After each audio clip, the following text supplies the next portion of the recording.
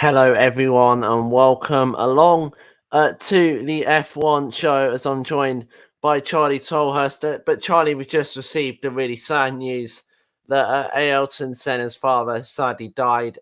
Milton De Silva sadly died at the age of 94. Milton had a great influence on Ayrton Senna's career, and I'm sure he's going to be dearly missed by the F1 community. But at least Charlie told us that he can embrace his son, who was one of the greatest F1 drivers in heaven. Oh, Charlie, you're muted. Hello, guys. Sorry, I had a little technical glitch there. Yes. Hello, everyone. I just want to say to Milton De Silva. I didn't know his name was Milton, believe it or not. But yes, Ayrton Senna's dad got him into motor racing. He built his car at the age of about 7 years old, and he sent Ayrton into motor racing. I mean, if we didn't have his dad with him, Ayrton would not be a 41-time Grand Prix winner and a 3-time world champion in Formula One today. 100%, Charlie, and what a guy Ayrton was as well. Yeah, I think his dad was honesty and inspiration, and I have to say to everyone watching motor racing, he was the guy that got Senna out in karting, and he done so successfully at such a young age, did Ayrton. That's why he got into British Formula 3 and then eventually Formula 1 in 1984 with Tolman. Oh, yeah, he did, Charlie, and what an amazing guy he was.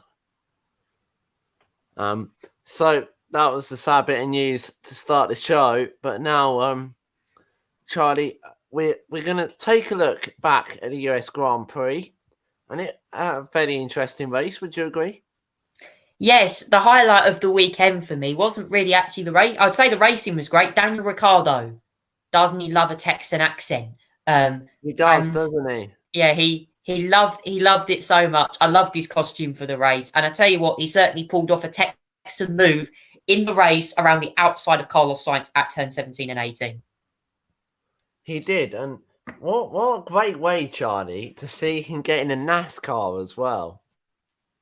Yes, I think he got in a car that Zach Brown owned. It was a Chevrolet Camaro, I think. It was one of Dale Earnhardt's original NASCARs that he got in. It was amazing to see him in it.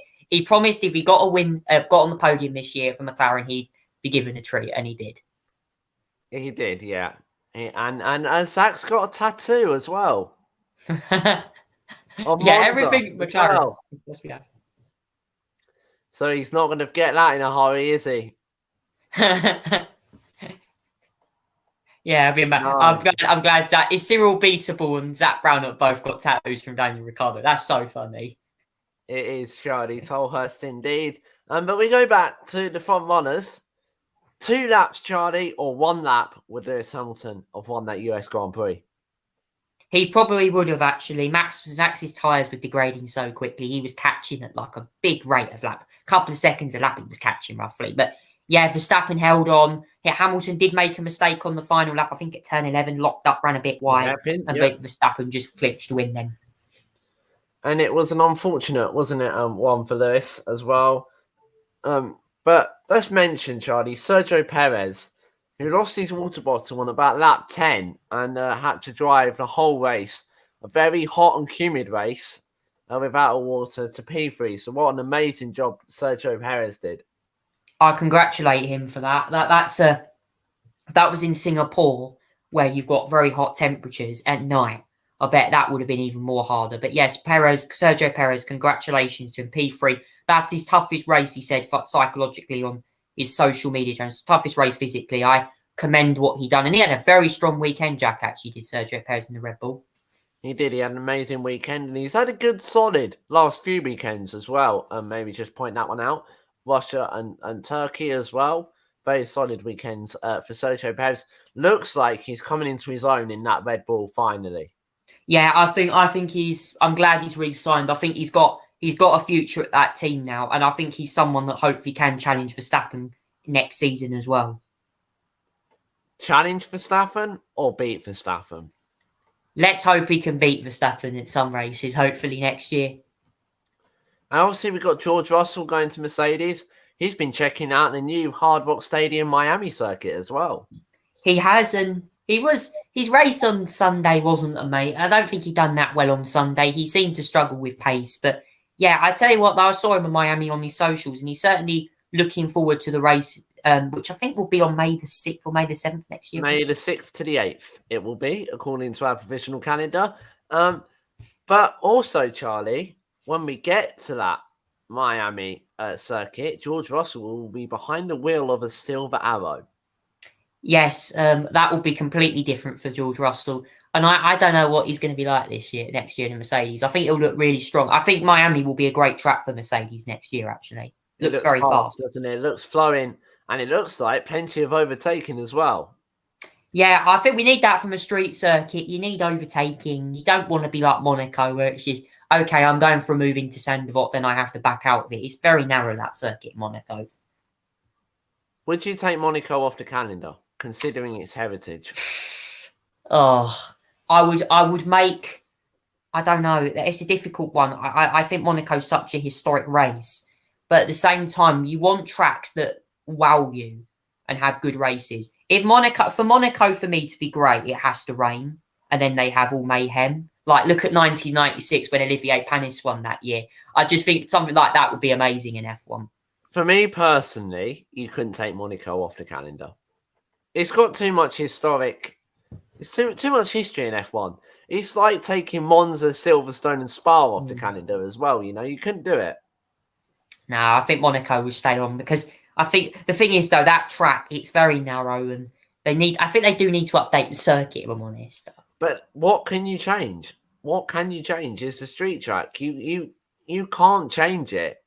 It's not like Silverstone or somewhere like that where you can bend the track slightly, make it wider. It's a street circuit. You've got pavements. The other 363 days of the year, it's roads. Yeah, they have touched on Monaco a few times, Jack, but they've not been like massive changes. Of course, in the 80s they added the harbour section. The biggest one would have been the swimming pool chicane when they built the swimming pool back in 89, I think that was. Yeah, in 2003, I think they widened Rascasse as well. They straightened it out, actually. Yeah, so they've made some slight changes to it, but they haven't changed it massively. It does look relatively like the old circuit, like Monza as well. That's hardly ever changed. Yeah, I think it's going to be interesting. The whole track. That's the only bit that did change. It's going to be interesting to see how Formula One go ahead. I mean, Austin for me is a great track, and I think that circuit doesn't need touching up anytime soon. Well, it is getting resurfaced from turn 1 to turn 11 next year. Do you know what, Charlie? I quite like the bumps, but apparently this is for the MotoGP guys that we're having to resurface the track because I guess it is quite dangerous if you're on a motorbike and you're going over bumps because you could potentially fall off it, I guess. But for F1, I like bumps. You know, Imola's a bumpy circuit, isn't it? And it's a great track because it challenges the drivers if it's bumpy. But obviously, if we're racing on same tracks as motorbikes, then it's not safe either. No, I think, Jack, the thing is, motorbike racing is different to F1, like they've got requiring a different asphalt. And the thing is, motorbike racing, unlike F1, if you get caught by a bump and you have a serious accident, and you got to look this year, there have been 2 horrible crashes. Jason Dubasquire went off in, I think, Mugello. You just got to see that a bump in motorbike racing can be something dangerous if you get it wrong there. And motorbike racing is more dangerous than car racing as well, a lot more dangerous, and I think we need to respect that. And MotoGP have drastically changed circuit in the Americas. Like they've taken away a lot of the artificial grass, haven't they? And stuff. We used to have AstroTurf on the exit of turn 12. I don't think that's there anymore. No, I think they're trying to make the circuit, Jack, more safer. Because the thing is, they're going to be leaning into corners. Their helmets, their body's nearly going to be touching this asphalt. They need to have it properly resurfaced for the head of that race. They do, and that race is earlier on next year for the MotoGP fans. As F1 fans, we'll be going there later in the year in our November slot as usual. But Silverstone, Charlie, let's chat about this. Brought forward to the 1st to the 3rd of July. Interesting. I'd say certainly if you're someone who goes to school or college, this is before the end of the academic year. But I think at least it's on a weekend. People are going to want to get out there next year and explore the race. My only concern is, Charlie, we're not like every other country in Europe. Our dry season is July, well, mid-July to September, end of September. We get hardly any rain in that period of time. 1st to the 3rd of July, it's more, it could rain. It's a possibility. It could rain. Possibility. I think if it rains, there'll be an added like wow factor on the track. There'll just be, I mean, it could be like 2008 where Hamilton won his first race in Britain in wet conditions. Who doesn't remember that one? I mean, it isn't like the old British Grand Prix, isn't it? From here in the UK, because of climate change, we do normally go from May to September without seeing not much rain, if any rain, really at all. A couple of years in the past, we've gone like 4 months without seeing a drop of rain. Yeah, we have. It's been interesting, but I think Formula One at Silverstone it'll be interesting that circuit moving. We know that a couple of tracks next year, I think, are moving dates, and obviously the big one is Australia. That moves back from first race to the mid race of the season. It does, and I was speaking to Charlie about climate change earlier, and he made his opinions on the climate change protesters on the motorway very, very clear. Yeah, I know. Yeah, I'm not going to get into that tonight. I'm not going to spoil that. I'm not going to spoil the F1.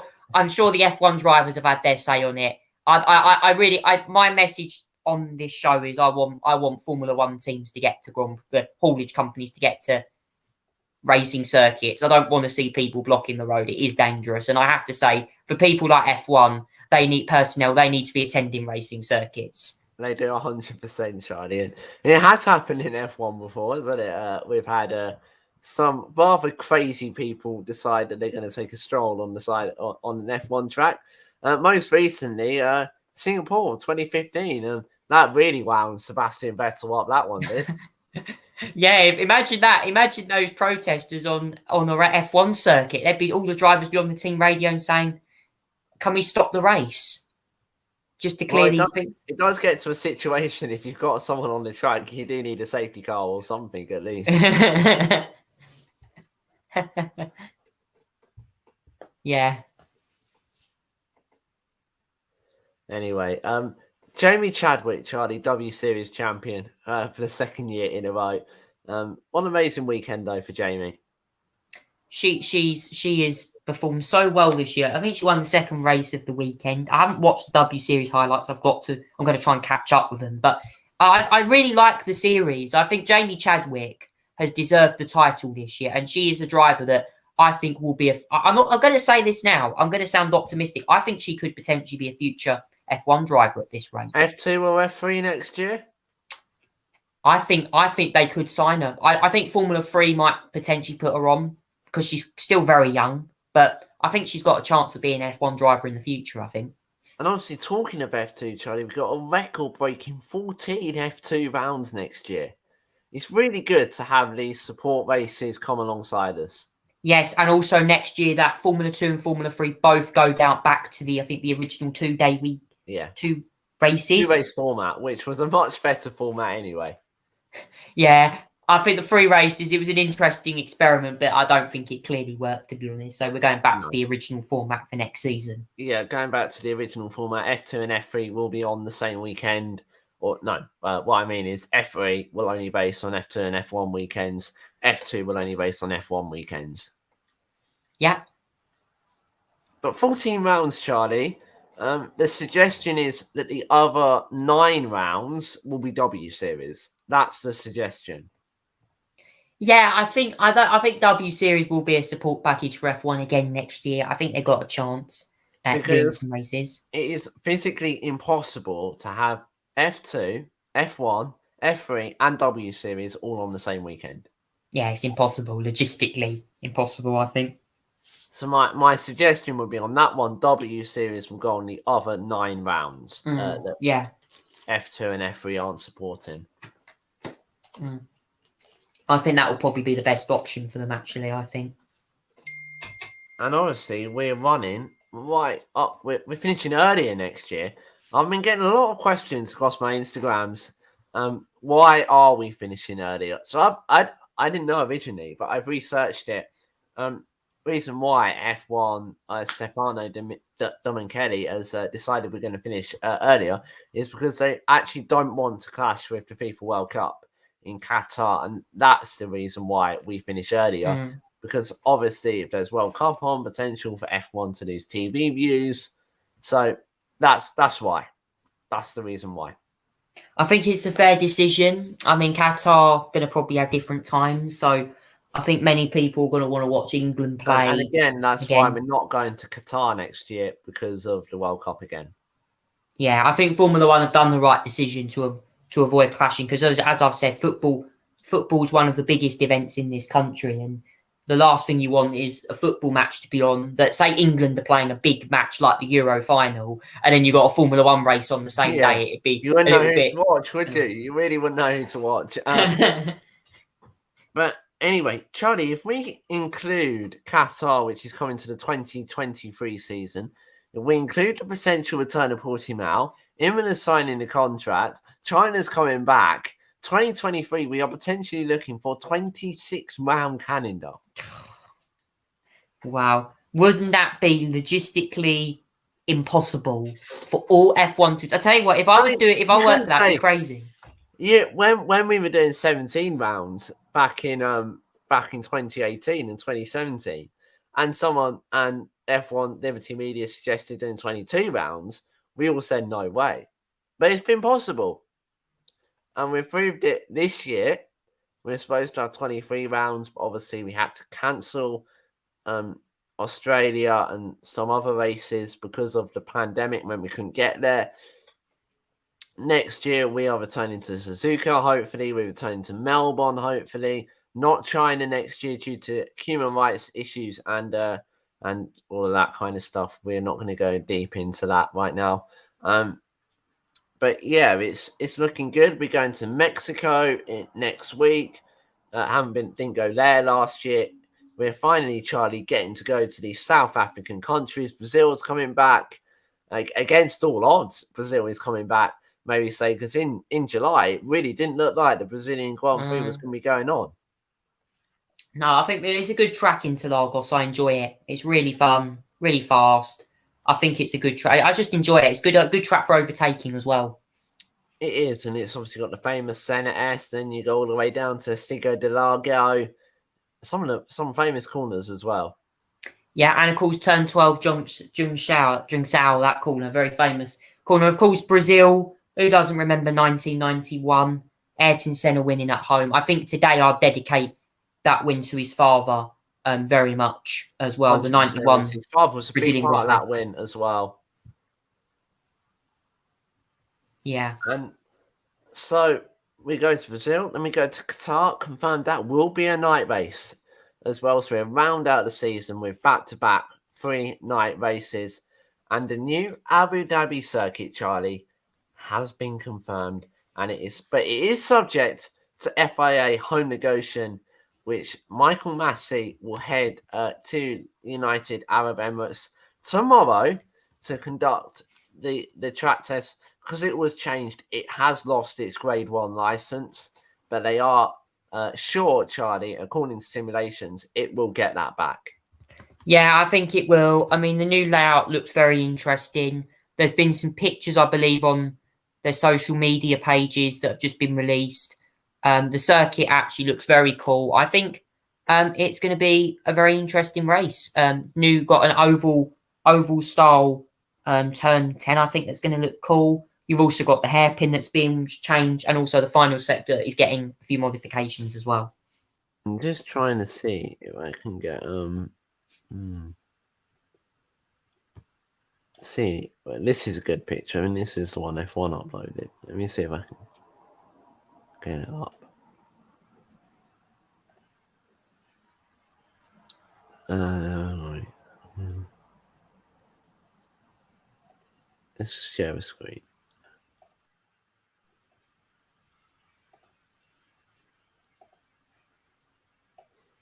Okay, so obviously at the moment you can see my screen, but as you can see here, the tarmac is obviously where the old layout was, but this red line here is where the new layout's going to be. As you said, Charlie, here we've got a nice bank corner which should lead straight into the triple apex corner as well, and you will get DRS going into there, so potential for overtaking. So it's looking a very positive layout, Charlie, as well. Yeah, and as well as that, that hairpin's going to be quicker as well. I feel like Yas Marina's going to turn.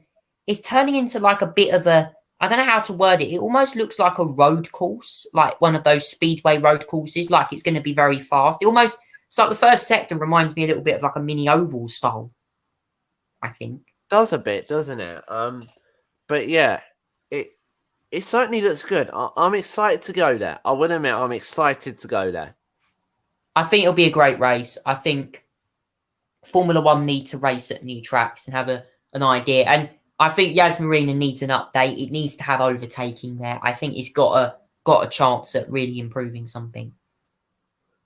Yeah, it has, and I'm hoping, Charlie, that we're going to have a good race as well. I'm just trying to see if I can get the newly released Formula E calendar, which is also out. Yeah, so I've got it. So round 1 and round 2 will be in Diriyah. They take place on the 28th of January and the 29th of January. 2 weeks later, we'll head to Mexico City on February the 12th. Then round 4 is still to be confirmed, but that will be on March the 5th. Round 5 is again still to be confirmed, but that will be on the 19th of March. Round 6 in April, on April the 9th, will be Rome. Round 7 on April the 30th will be the Monaco Grand Prix circuit. Round 8 will be Berlin, slightly earlier than what it normally is. Round 9 will be Jakarta. Round 10, Vancouver. Round 11 and round 12, New York, which will be on the 16th to the 17th of July. Then it will be the London E-Prix on July the 30th to July the 31st. That will be held at the XL Exhibition Centre like last time.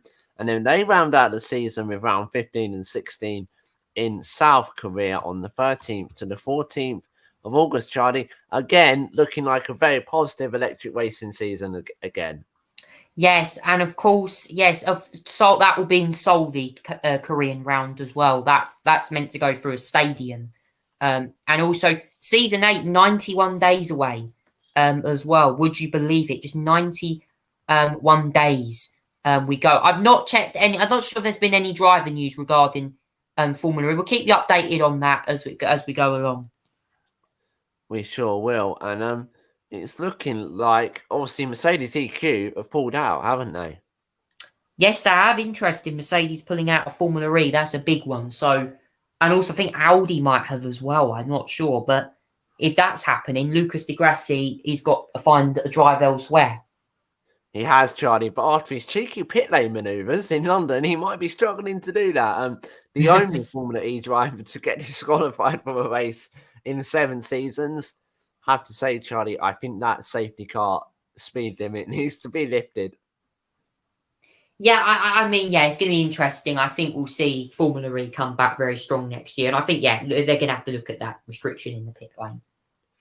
So, going on to 2022, we can confirm that the F1 show will be coming back. It'll be taking a break, though, after the final race in Abu Dhabi. We'll take a break and we come back with a new season of the F1 show on the first Thursday of February at 8 o'clock.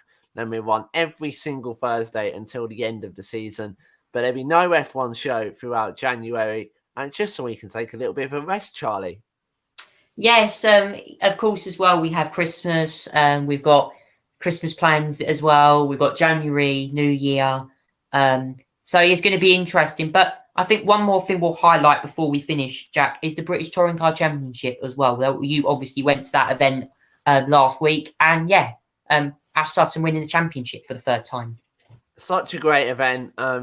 Really enjoyed it. If you haven't been to a touring car event, make sure you go to the Brands Hatch Grand Prix finale next year. It is 100% worth it.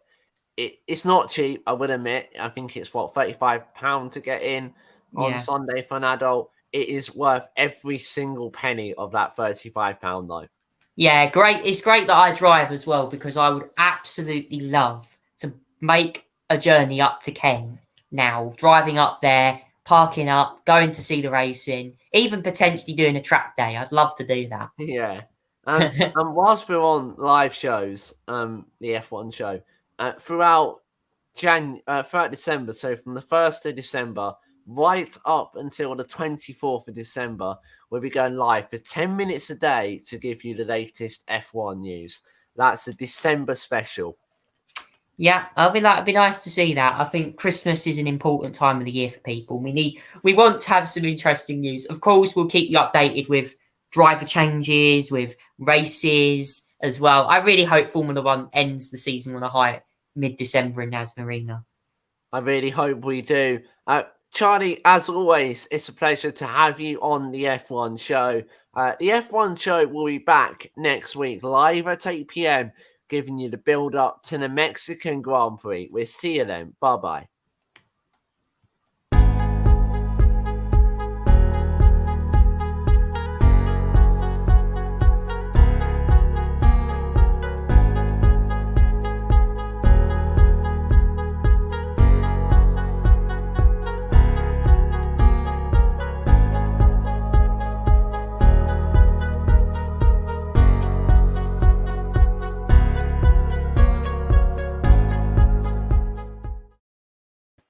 Oh no.